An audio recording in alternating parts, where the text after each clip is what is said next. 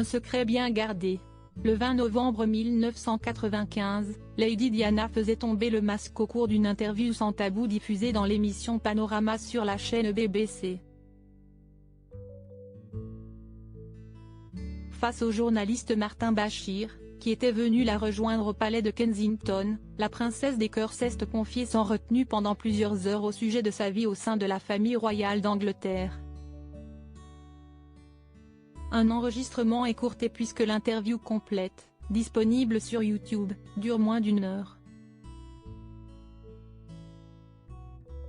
Ce samedi 17 octobre, dans les colonnes du tabloïd britannique The Daily Mail, l'ami journaliste de la défunte Richard s'est donc demandé où étaient passées les autres innombrables confidences de la mère des princes William et Harry.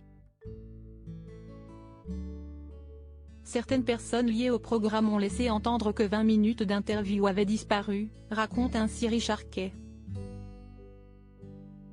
D'après lui, certains passages auraient pu être censurés en raison d'attaques acerbes adressées à l'encontre de Sa Majesté Elisabeth II.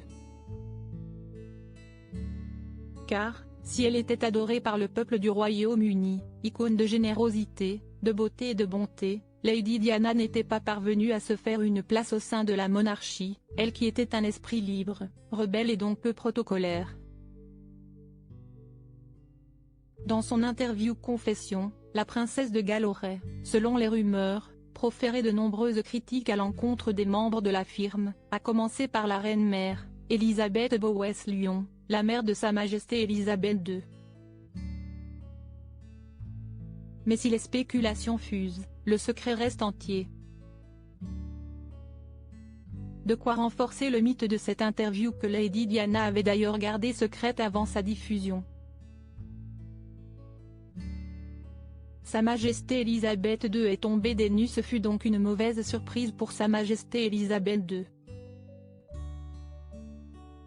Car, en exposant la liaison du prince Charles et de Camilla Parker Bowles au grand jour, ainsi que sa propre relation extra-conjugale et en évoquant sa lutte contre des pensées suicidaires et la boulimie, Diana Spencer brisait la tradition du Never Complain, Never Explain. Règle d'or que les têtes couronnées britanniques ont pourtant l'habitude, et même l'obligation, de suivre. Richard R., ami de la reine, avait pu constater les dégâts de telles révélations.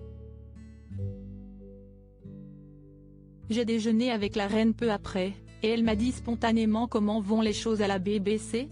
J'ai répondu plutôt bien, puis elle m'a dit affreuses choses à faire, affreuses choses que ma belle-fille ait faites, c'est ainsi remémoré le réalisateur. L'interview a eu l'effet d'un électrochoc. Sa Majesté Elisabeth II demandait à son fils aîné de divorcer de Lady Diana peu de temps après.